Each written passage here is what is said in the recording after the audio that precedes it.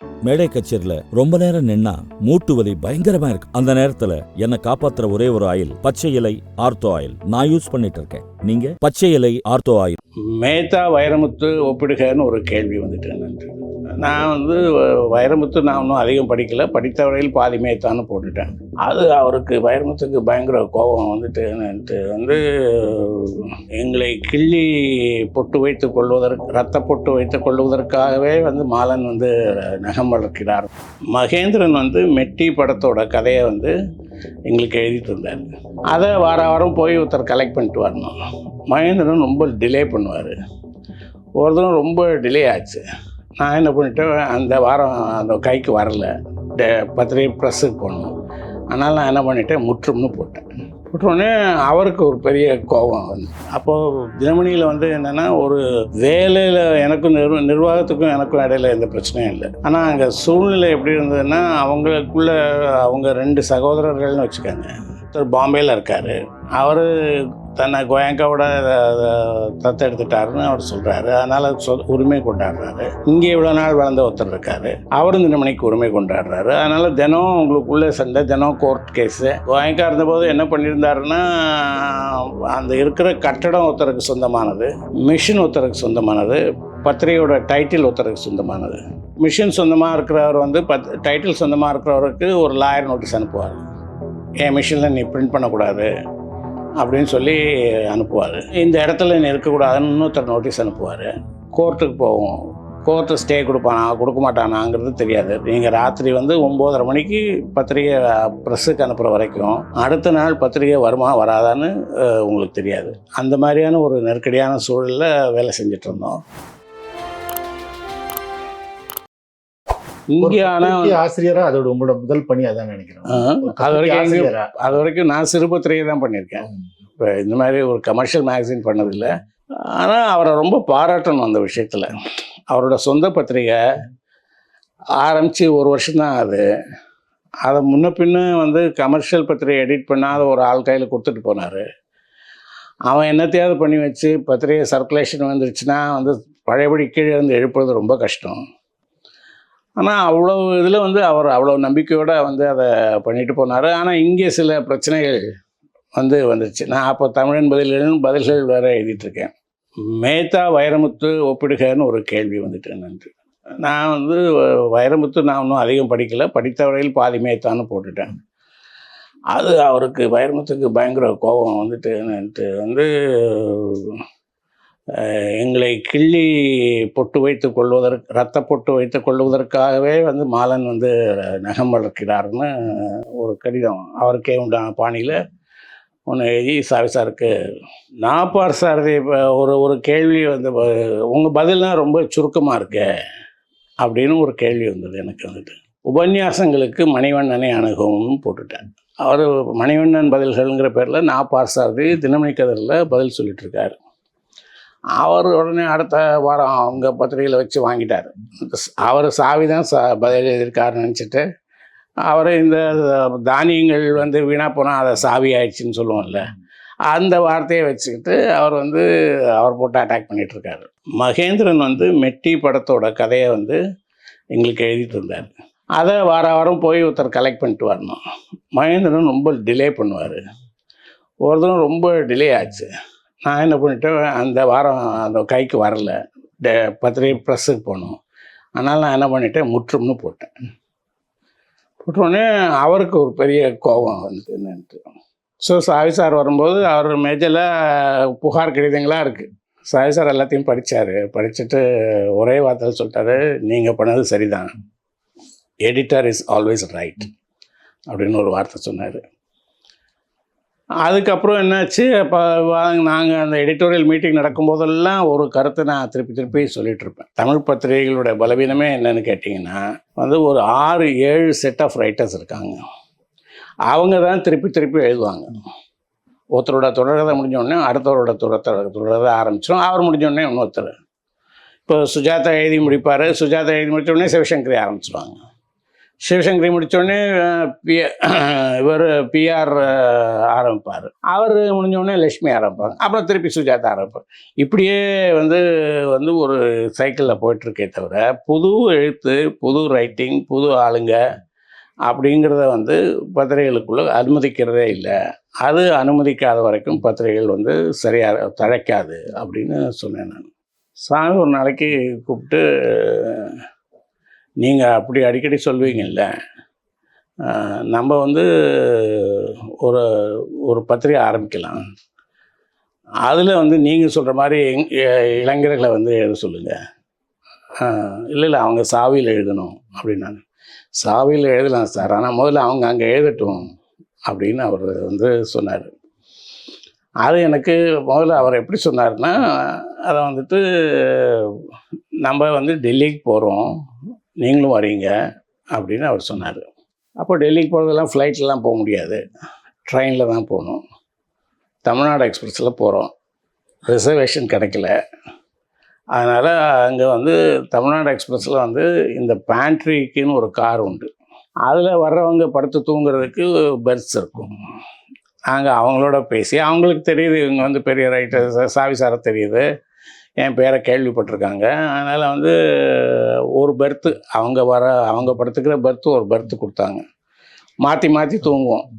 காலையில் ஒருத்தர் தூங்குவோம், அவர் ராத்திரி ஒருத்தர் தூங்குவோம் அதே பெர்த்தில் படுத்து. அப்படி நானும் சாவியும் மாறி மாறி டெல்லிக்கு போகிறோம். அவர் எதுக்கு டெல்லிக்கு போகிறோங்கிறது சொல்லலை.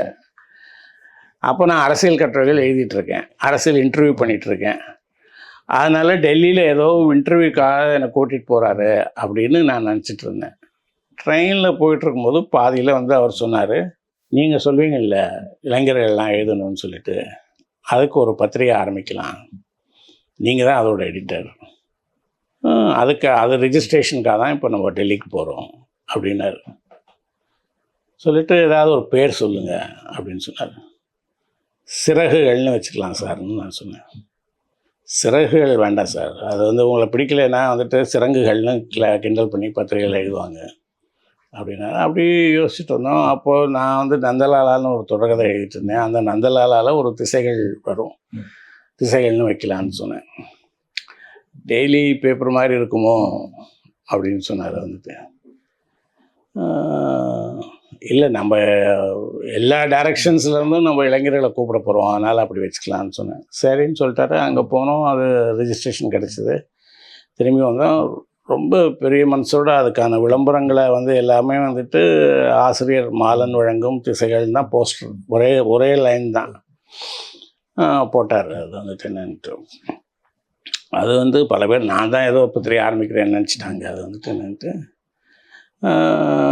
அப்படி தான் திசைகள் ஆரம்பிச்சது.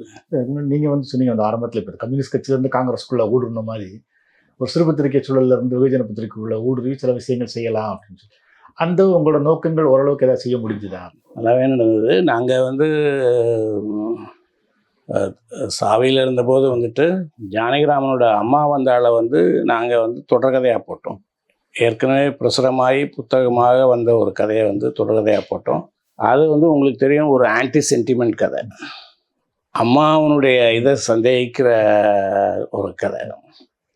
அதை ஒரு வெகுஜன பத்திரிகையில் போட முடிஞ்சுது.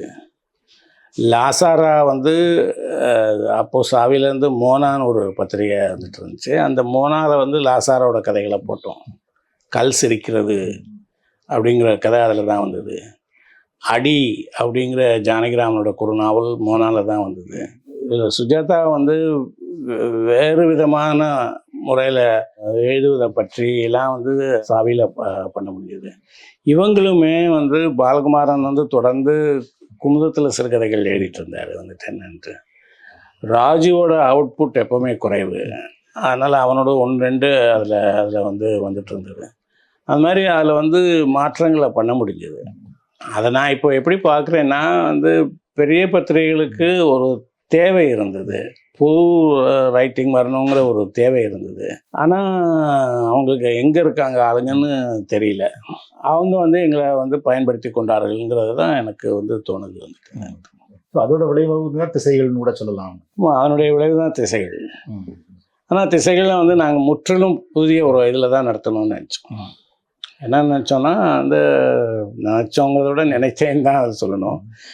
அதை வந்து 30 வயசுக்கு மேலே இருந்தவங்க யாரும் எழுத முடியாது. சாவி சார் கேட்டார் 30 வயசு என்ன கணக்குன்னு கேட்டார். எனக்கு வயசு 30ன்னு நான் சொன்னேன்.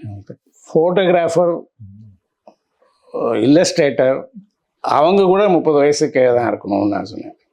அதில் என்ன சார் அந்த ஃபோட்டோ எடுக்கிறதுல வந்து 30 வயசுக்கு மேலே இருந்தால் என்ன பிரச்சனை உங்களுக்குன்னு கேட்டார் வந்துட்டு. ஆனால் அது வந்து அப்படி தான் நாங்கள் பண்ணோம். மணியின் செல்வன் ஒருத்தர் தான் எங்களுக்கு அதிகமாக படம் போட்டவர். அரஸ் படம் போட்டார். அவங்க மணியின் செல்வன், அரசு, கங்கன் 2 பேரையும் வந்து நாங்கள் அப்போ வந்து அறிமுகப்படுத்தினோம். ஃபோட்டோகிராஃபர் வந்து பாலச்சந்தர் பையன் கைலாசம்னு இருந்தார். வேறு சில யங் ஃபோட்டோகிராஃபர்ஸ் வந்து பண்ணியிருக்காங்க. வெளியூரில் இருந்த ஃபோட்டோகிராஃபர்ஸ்லாம் பண்ணியிருக்காங்க. அதனால் வந்து பெரும்பாலும் 30 வயசுக்கு உட்பட்டவர்களாக வைத்துக்கொண்டு தான் நடத்தினோம். ஆனாலும் பத்திரிகை ரொம்ப குழந்தைத்தனமாக இருக்குது, ஜுவலைனாக இருக்குதுன்னு சொன்னவங்களும் உண்டு. அதை வந்துட்டு காலேஜ் மேகசின் மாதிரி இருக்குது அப்படின்னு சொன்னவங்களும் உண்டு. இல்லை இது ரொம்ப வித்தியாசமாக புதுசாக இருக்குது, இந்த மொழியே புதுசாக இருக்குதுன்னு சொன்னவங்களும் உண்டு. அதை எதிர்பார்த்து தான் அதை பண்ணினோம். அது வந்துட்டு எப்படி இருந்தது ரெஸ்பான்ஸ் வந்து பொதுவாக? ரெஸ்பான்ஸ் வந்து யங்ஸ்டர்ஸ் நல்ல ரெஸ்பான்ஸ் இருந்தது. குமுதம் ஆனந்தவுடன் பழகினவங்களுக்கு இது கொஞ்சம் ஏதோ வித்தியாசமாக இருக்குது, அன்யூஷுவலாக இருக்குது அப்படின்னு ஒரு அன்னீசினஸ் இருந்தது. கமர்ஷியலாக வந்து சாவிக்கு இருந்த நெட்வொர்க்கை வச்சு பார்க்கும்போது ஒரு மாடரேட் சக்ஸஸ் தான். அது வந்துட்டு ரொம்ப ஓகோன்னு போச்சுன்னு சொல்ல மாட்டேன், ரொம்ப அதுக்காக மோசமாக இருந்ததுன்னு சொல்ல மாட்டேன். அன்னை காலகட்டங்கள் வந்து தொலைக்காட்சிகள் வரல, வந்து இன்னைக்கு சோஷியல் மீடியா மாதிரி வேற இதுவும் இல்லைன்னு திசைகளுமே ரொம்ப நல்லா தான் விற்பனை ஆகிட்டு இருந்தது. அந்த மாதிரி கட்டத்தில் திடீர்னு அது நிறுத்தப்பட்டது ஏன்? சாவிக்கும் எனக்கும் ஒரு நடுவில் ஒரு மனஸ்தாபம் வந்தது. அதனால் அவர் வந்து அதை நிறுத்திடலான்னு அவர் வந்து நினச்சார். நான் விளைக்கணும்னா நான் விளைக்கிறேன், எனக்கு ஒன்றும் பிரச்சனை இல்லை, நீங்கள் வேறு யாரையாவது வச்சு வேணாலும் இதை நடத்துங்க அப்படின்னு கூட நான் சொன்னேன் வந்துட்டு. எழுத்துப்பூர்வமாகவே சொன்னேன். ஆனால் அவர் வந்து என்கிட்ட என்ன சொன்னார்னா, அப்படி நடக்கிறதுக்கு நடத்த முடியும்னு எனக்கு தோணலை அப்படின்னு அவர் சொன்னார். அப்புறம் சில நண்பர்கள் வேறு அவர்கிட்ட போய் சொன்னாங்க. திசைகளில் இருந்தவங்க வந்துட்டு சில எழுத்தாளர்கள் வந்துட்டு சில இளம் எழுத்தாளர்கள் அவர்கிட்ட போய் அதை நடத்தலாம் அப்படின்னு சொன்னாங்க. ஆனால் அவர் வந்து அது முடியாது, நீங்கள் நினைக்கிற மாதிரி இல்லை, அதை அவரால் பண்ண முடியும், மற்றவங்களால முடியும்னு எனக்கு தோணலை, அதனால் அதை வேண்டாம், அதை நிறுத்திடலான்னு வந்து அவர் சொன்னார். அந்த மனசாவும் கூட வந்து எனக்கும் அவருக்குமான எழுத்துனால வரல. அவர் சின்ன விஷயங்கள் வந்து பெருசாச்சு. சாவியில் நான் தான் தலையங்கங்கள் எழுதிட்டு இருந்தேன். திசைகள் ஆசிரியரானதுக்கப்புறமும் நான் தான் தலையங்கங்கள் எழுதிட்டு இருந்தேன். ஒரு தரம் அண்ணாமலை பல்கலைக்கழகத்தில் ஆசிரியர்களுடைய வேலை நிறுத்தம் நடந்தது. நான் ஒரு தலையங்கம் எழுதினேன் வந்துட்டு, அண்ணாமலை பல்கலைக்கழகத்தை அரசுடைமை ஆக்க வேண்டும்னு தலையங்கம். அது படித்தார் அவர். அவர் எப்போவுமே என்ன பண்ணுவார், அவர் வந்து நான் எழுதுகிற எதையும் என்னோடய மேனஸ்கிரிப்டில் படிக்க மாட்டார். போய் கம்போஸ் ஆகி பேஜ் ஆகி அவருக்கு புஸ்தகத்தோட ஃபைனல் ப்ரூஃப் போகும் பாருங்கள், அப்போ தான் அதில் படிப்பார். அப்போ அதில் படித்தார். அதில் படிச்சுட்டு எனக்கு ஃபோன் பண்ணார். என்ன சார் இப்படி எழுதிட்டீங்க அப்படின்னாரு. இல்லை வேறு வழின்னு இருக்குது, அவங்க வந்து இப்படி நடந்துக்கிட்டாங்கன்னா வேறு என்ன வழி இருக்குது அப்படின்னு சொன்னேன். என்னாலலாம் ராஜாவெல்லாம் எடுத்து சண்டை போட முடியாது அப்படின்னு அவர் சொன்னார் வந்துட்டு. சரி என்ன பண்ணலாம் அப்படின்னு கேட்டேன். தலையங்கத்தை நிறுத்திடுங்க அப்படின்னு நான் சொன்னேன். இல்லை வேண்டாம், நிறுத்த வேண்டாம், நீங்கள் வேறு ஒன்று எழுதி கொடுத்துருங்க அப்படின்னு சொன்னார். நான் அப்போது வந்து என்னுடைய மனைவி டெலிவரிக்காக நான் கோயம்புத்தூருக்கு போயிட்டுருக்கேன். இல்லை நான் எழுதலை அப்படின்னு நான் சொல்லிட்டேன். நான் சென்ட்ரல் ஸ்டேஷனுக்குள்ளே நுழையிறேன். அங்கே ஜெகதீசன்னு ஒரு சர்க்குலேஷன் மேனேஜர் இருந்தார். அவர் அப்போ அந்த ஹிக்கிம்பாம் ஸ்டால் வாசலில் வெயிட் பண்ணிகிட்ருக்கார். என்ன ஜெகதீசன் ஊருக்கு போகிறீங்களா அப்படின்னு கேட்டேன். இல்லை எடிட்டர் உங்களை பார்க்குறதுக்கு ஆரம்பித்தார். என்னன்னு கேட்டேன். நீங்கள் தலையங்கம் தருவீங்கன்னு சொன்னார் அப்படின்னு சொன்னேன். நான் தான் எழுதலைன்னு சொல்லிட்டேனே அப்படின்னு சொன்னேன். இல்லை சார் நான் வந்து எப்படி அவர்கிட்ட போய் சொல்லேன், நீங்கள் எப்படியாவது கொடுத்துருங்க சார் அதுன்னு சொன்னார். நான் ரயில்வே கம்பார்ட்மெண்ட்டில் உட்காந்து மடியில் என்னோடய ப்ரீஃப் கேஸை வச்சுட்டு அவரை ஒரு பேப்பர் வாங்கிட்டு வர சொல்லி அதில் வந்து சிவன் பூமிக்கு வரும்போது இங்கே தமிழ் பாடுற பாட்டை பார்த்து ஆதிசிவன் பெற்று விட்டான் தானே தமிழ் மொழியோட இது வந்துட்டு, என்னுடைய மகளுக்கு வந்து இவ்வளவு துன்பங்களா அப்படின்னு அங்கலாய்க்கிற மாதிரி ஒரு தலையங்கம் எழுதி அவருக்கு அனுப்பிச்சிட்டேன். அதை படிச்சுட்டு சாவி வந்து நான் ஊரில் இருக்கும்போதே அப்போ வந்து எஸ்டிடி கால்ஸ் தான் வந்துட்டு அங்கேயே கால் பண்ணி அப்புறமா தான் அப்படி இப்படி இல்லை இதுக்கு தான் சார் சொல்கிறது அது இதெல்லாம் சொன்னார் அவர் வந்து. அப்புறம் திரும்பி வந்தப்புறம் சொன்னார், பார்த்தேன் வந்துட்டு, நான் இனிமேல் தலையங்கம் எழுதலை சார், நீங்கள் வந்து ஜெகதீசன் வந்து ஸ்டேஷன் வரைக்கும் அனுப்பிச்சிட்டீங்க, அவருக்கு உங்களுக்கும் எனக்கும் இருக்கிற மனஸ்தாபம் அவருக்கு தெரிய வேண்டாங்கிறதுனால நான் எழுதி அனுப்பிச்சிட்டேன், ஆனால் நான் இனிமேல் எழுதலை அப்படின்னு. அப்படி இல்லை சார், ஒன்று எனக்கு ஆயுசு இருக்கிற வரைக்கும் அல்லது பத்திரிகைக்கு ஆயுசு இருக்கிற வரைக்கும் அல்லது உங்களுக்கு ஆயுசு இருக்கிற வரைக்கும் நீங்கள் தான் தலையங்கம் எழுதணும் அப்படின்னு சொன்னார். அது வந்து ஒரு முதல் மனஸ்தாபம். அதுக்கப்புறம் சுஜாதா அப்போ வந்து இந்த கெஸ்ட் எடிட்டர்ஸ்னு வச்சு அவங்க இதழ் தயாரிக்கிறார்கள்னு வந்து ஒரு பெரிய விளம்பரங்களோடு அது வந்து வரும். சுஜாதாவை அந்த மாதிரி ஒன்று கூப்பிட்ருந்தாங்க. சுஜாதா அந்த டயத்தில் பெங்களூரில் வேலை செய்கிறாரு. ரிசர்ச் அண்ட் டெவலப்மெண்ட் டிபார்ட்மெண்ட்டில் டாப் பொசிஷனில் இருக்கார். அங்கே ஸ்ட்ரைக் நடக்குது பாரத் எலக்ட்ரானிக்ஸில். பாரத் எலக்ட்ரானிக்ஸில் ஸ்ட்ரைக் நடக்கும்போது அவங்களுக்கு என்ன சொல்கிறாங்கன்னா, எல்லா உயர் அதிகாரிகளும் ஊரில் இருக்கணும், ஏன்னா பேச்சுவார்த்தை நடந்துகிட்ருக்கு, எப்போ வேணால் பேச்சுவார்த்தை முடிஞ்சு வேலையை ஆரம்பிக்கக்கூடிய சூழ்நிலை வரலாம், அதனால் அவங்கவுங்க ஊரை விட்டு வெளியே போகக்கூடாதுன்னு அவங்களுக்கு சுற்றறிக்கை. இங்கே இவர் வந்து இதழ் தயாரிக்கிறாருன்னு விளம்பரம்லாம் பண்ணி எல்லாம் பண்ணியாச்சு. அப்போ என்ன செய்கிறதுன்னு கேள்வி வந்தோடனே சுஜாதா சொன்னார், நான் ராத்திரி கிளம்பி வரேன், வந்து முடிச்சுட்டு காலையில் கிளம்பி போகிறேன், அப்போது வந்து எனக்கு வேணுங்கிற எல்லா ஏற்பாடையும் பண்ணி கொடுத்துருங்க, நான் கொஞ்சம் இது எழுதி எடுத்துட்டு வரேன், கொஞ்சம் இது இங்கே வந்து எழுதுகிறேன் அப்படின்லாம் சொன்னார். அப்போது அவர் வந்தார். அவரை நான் தான் ஏர்போர்ட்லேருந்து கூட்டிகிட்டு நேராக சாவி ஆஃபீஸுக்கு போனோம். அங்கே போனோடனே அவர் போய் உள்ளே நுழைஞ்சோடனே வேலையை ஆரம்பிச்சிட்டாரு. பாலா வர சொல்லியிருந்தார், ராஜு வர சொல்லியிருந்தார், நான் வந்திருந்தேன். ஒவ்வொருத்தர் என்னென்ன எழுதணும்னு அசைன்மெண்ட்ஸ் கொடுத்தாரு. வேலை ஆரம்பிச்சுட்டு ராத்திரிலாம் உட்காந்து வேலை பார்த்தாரு, சும்மா சொல்லக்கூடாது. பார்த்துட்டு ராத்திரி வேலையெல்லாம் முடிஞ்சதுக்கப்புறம் இதே மாதிரி ஒரு நீல சோஃபா இருந்துச்சு, அந்த சோஃபாலே படுத்து தூங்கிட்டு காலையில் ஏர்லி மார்னிங் எழுந்திரிச்சு ஃப்ளைட் பிடிச்சி அங்கே ஊருக்கு போய் சேர்ந்துட்டார். இஷ்யூ வந்தவொடனே வாசகர் கடிதம் வந்தது. அப்போல்லாம் வந்து எப்படி இருந்தேன்னா, வாசகர்கள் வந்து பத்திரிகை கிரிட்டிசைஸ் பண்ணி எழுதுகிற கடிதங்கள் தான் பிரசுரம் ஆகுங்கிற ஒரு சூழ்நிலை இருந்தது.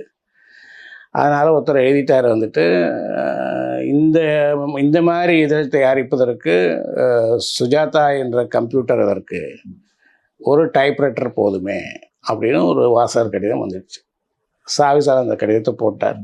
அதை படிச்சுட்டு சுஜாதா ரொம்ப நொந்து போயிட்டார். எவ்வளோ கஷ்டத்துக்கு நடுவில் நான் வந்தேன், எவ்வளோ கஷ்டப்பட்டு வேலை செஞ்சு கொடுத்தேன், அது அப்படியே மோசமாக இருக்குன்னே வச்சுக்கிட்டாலும் வந்துட்டு அதை வந்து அவங்க கடிதத்தை போடாமல் இருந்திருக்கலாம்ல, அவர் என்னை போட்டு அவமானப்படுத்திட்டாருன்னு அவருக்கு ஒரு சாவி சார் மேலே ஒரு மனஸ்தாபம் இருந்தது. அதே நேரத்தில் திசைகளில் வந்து நாங்கள் முன்னாலே திசையில் ஆரம்பிக்கும் போதே நானும் சுஜாதாவும் உட்காந்து திசைகளில் சிறுகதைகள்ங்கிறத வந்துட்டு சயின்ஸ் ஃபிக்ஷன் கதைகள் போடுவோம். சயின்ஸ் ஃபிக்ஷன் கதைகள் வந்து போடுறதுக்கு தொடர்ச்சியாக கிடைக்காது, அதனால் 6 வகையான சயின்ஸ் ஃபிக்ஷன்கள்னு பிரிச்சுக்கிட்டு ஒவ்வொரு வகைக்கும் ஒரு மாதிரி நீங்கள் வந்து எழுதுங்க, நீங்கள் எழுதி முடித்ததுக்கப்புறம் அந்த மாடலை வச்சுட்டு மற்றவங்க எழுத சொல்லி நம்ம போடலான்னு பேசிட்டோம். என்ன 6 வகைன்னு உட்காந்து பேசிட்டோம். என்ன கதை எழுத போகிறாருங்கிறது ஒரு அவுட்லைன் சொல்லிட்டாரு, பேசிட்டோம். அது அடிப்படையில் அவர் எழுதி அனுப்பிச்சிட்ருக்காரு, நாங்கள் போட்டுட்ருக்கோம். சாமி சார் வந்து என்னடா நமக்கு வந்து எழுத மாட்டேன்னு சுஜாதா சார் சொல்லிவிட்டு இவனுக்கு எழுதிட்டுருக்காருன்னு அவர் கோபம் இருந்தது. பாலகுமாரன் வந்து பாலச்சந்திரை போய் பார்த்து ஒரு நாள் பூரா அவர் கூடவே இருந்து ஒரு பெரிய இன்டர்வியூ பண்ணி கொண்டு வந்தாங்க. அதை அவன் கொடுக்குறேன்னு சொன்ன டெட்லைனுக்கு அவனுக்கு கொடுக்க முடியல, அவனுக்கு வீட்டில் ப்ராப்ளம், அவன் லேட்டாக கொண்டு வந்தான். லேட்டாக கொண்டு வந்தோடனே சாவி சார் சொல்லிட்டாரு, நீங்கள் சொன்ன தேதியில் எனக்கு கொடுக்கல, எனக்கு இனிமேல் இது வேண்டாம் அப்படின்னு அவர் சொல்லிட்டார், நீங்களே வச்சுக்கோங்கன்னு சொல்லிட்டார். அவன் என் ரூமுக்கு வந்தான், அவன் வந்து லிட்டரலாக அழுதுட்டான். நான் எப்படி இனிமேல் பாலச்சந்திரன் மூஞ்சியில் முடிப்பேன், அவரோட ஒரு நாள் ஒரு சாதாரண போய் பார்க்கல, கூட ஒரு நாள் இருந்து அவர்கிட்ட பேசி பேசி பேசி விஷயங்கள் வாங்கி இதை எழுதியிருக்கேன், இவர் மாட்டி இப்படி சொல்லிட்டாரு அப்படின்னு வந்து இது பண்ணான். நான் தானே நீ கவலைப்படாத நம்ம போடுவோம் அப்படின்னு சொல்லிட்டு நாங்கள் திசைகளில் அதை பப்ளிஷ் பண்ணோம். அது 3வது கோபம் அவருக்கு. என்ன நமக்கு நம்ம கூடவே இருந்துட்டு நமக்கு எழுத்தாப்பில் வேலை செஞ்சிட்ருக்காங்க இவங்கிற மாதிரி அவருக்கு எல்லோரும் கிளப்பி விட்டாங்க. அது அவருக்காக தோணியிருக்கலாம் அந்த மாதிரி வந்துட்டு. அதனால் அவர் வந்து கூப்பிட்டு சொன்னார் வந்துட்டு, நான் திசைகள் நிறுத்திடலான்னு சொன்னார். நான் சொன்னேன், திசைகள் நிறுத்த வேண்டாம், அது உங்களுக்கு என் மேலே கோவம்னா நான் எழுதலை. இல்லை உங்கள் மேலே கோவம் இல்லை, நீங்கள் சாவியில் வந்து எழுதுங்க, திசைகள் வேண்டாம் அப்படின்னு சொன்னார். இல்லை திசைகள் எழுதலைன்னா நான் எழுதலைன்னு சொல்லிட்டு வந்துட்டோம். அதோட திசைகள் முடிஞ்சு போச்சு. அதுக்கு பிறகு சாவியோட நட்பு இருந்ததா இருந்தார்? ரெகுலராக போய் பார்க்குறதுல அந்த மாதிரியான நட்பு இல்லை. அவரோட ஒரு பிறந்த நாளைக்கு, அவரை 80வது பிறந்த நாளும் இன்னும் நினைக்கிறேன், அப்போது இந்த லைலா காலேஜ் பக்கத்தில் ஒரு ஃப்ளாட்டில் இருந்தார். அப்போது போய் பார்த்தேன். அப்போது நான் குமுதத்துக்கு வந்துட்டேன். அப்போது குமுதத்தில் வந்து உறுப்பினராக இல்லை, திசைகள் விட்டு வந்தவுடனே எஸ்ஏபி வந்து நீங்கள் குமுதத்தில் வந்து எழுதலாமேன்னு கூப்பிட்டாரு. இதில் குமுதத்தில் என்னால் சேர முடியாது, வேலைக்கு சேர முடியாது, என்னுடைய தொழில் இருக்குது, அதனால் வாரத்தில் 2 நாள் வேணால் வரேன்னு சொன்னேன். குமுதத்தில் அது வரைக்கும் யாருக்கும் அந்த மாதிரியான ஒரு சலுகை கொடுத்ததில்லை. அவங்க 3 பேர் உங்களுக்கு தெரியும், அவங்க தான் ஒரு ஃபுல் டைம் ஸ்டாஃப் அவங்க. அப்புறம் வந்து அவங்களுக்கு வயசாகுதுங்கிறதுனால புதுசாக 2 பேரை கொண்டு வரணும்னு அவங்க நினச்ச போது அவங்க வந்து பிரபஞ்சனையும் என்னையும் கூப்பிட்டாங்க. பிரபஞ்சன் ஒரு முழு நேர ஊழியராக சேர்ந்தார். நான் முழு நேரமாக சேர முடியாதுன்னு சொன்னதுனால வந்துட்டு வாரத்தில் 2 நாள், அதாவது அவங்களோட எடிட்டோரியல் மீட்டிங் இருக்கிற நாட்கள் வந்து வெள்ளிக்கிழமையும் திங்கக்கிழமையும். கடைசி ஃபார்ம் வந்து கடைசி 16 பக்கங்கள் வந்து திங்கக்கிழமை அன்னைக்கு முடிப்பாங்க. அதனால் வந்து வெள்ளிக்கிழமை வந்து யோசனைகள் சொல்லிட்டா அதை எழுதி திங்கக்கிழமைக்குள்ளே கொண்டு வந்தால் திங்கக்கிழமை பப்ளிஷ் பண்ணலாம். அது தவிர வாரம் பிரபஞ்சன் ஒரு கதை எழுதுவார், அதுக்கு அடுத்த வாரம் நான் ஒரு கதை எழுதுவேன், மாறி மாறி எழுதணும், சிறுகதை எழுதணும் அப்படிங்கிற ஒரு இதோடு தான் அது குமுதத்தில் இருந்தோம். அதனால் அந்த ஒரு காலகட்டத்தில் நான் குமுதத்துக்கு போனதுக்கப்புறம் சாவி சாரை வந்து ஒரு தரம் பார்த்தேன். அது மாதிரி பின்னாடி கூட நீங்கள் சார் குமுதத்தோட எடிட்டராகவும் ஆனீங்க. எஸ்ஏபி அப்போ இல்லை, எஸ்ஏபி இறந்தபோது நான் வந்து அமெரிக்காவில் இருந்தேன். அங்கேருந்து தினமணிக்கு ஒரு கட்டுரை எழுதினேன், தினமணி சென்டர் பேஜுக்கு ஒரு கட்டுரை எழுதினேன். அதுக்கு பிறகு ஜவஹர் என்கிட்ட பேசினார். அதுக்கப்புறம் சுஜாதா அப்போ எடிட்டராக இருந்தார், நான் தினமணி எடிட்டராக இருந்தேன். அப்போது சுஜாதா வந்து ஒரு நாள் பார்க்கலாம், ஆஃபீஸ்க்கு வாயேன்னு சொன்னார். சரின்னு போனேன். அப்போ போனபோது ஒரு ஜவஹர் சாரும் உட்காந்துருந்தார். அப்போ நீ குமுதத்தில் சேர்ந்துடுறியான்னு வந்து அவர் சுஜாதா சொன்னார். அப்போது தினமணியில் வந்து என்னென்னா, ஒரு வேலையில் எனக்கும் நிர்வாகத்துக்கும் எனக்கும் இடையில எந்த பிரச்சனையும் இல்லை. ஆனால் அங்கே சூழ்நிலை எப்படி இருந்ததுன்னா, அவங்களுக்குள்ள அவங்க 2 சகோதரர்கள்னு வச்சுக்கோங்க. ஒருத்தர் பாம்பேயில் இருக்கார், அவர் தன்னை கோயங்காவோட தத்தெடுத்துட்டாருன்னு அவர் சொல்கிறாரு, அதனால் உரிமை கொண்டாடுறாரு.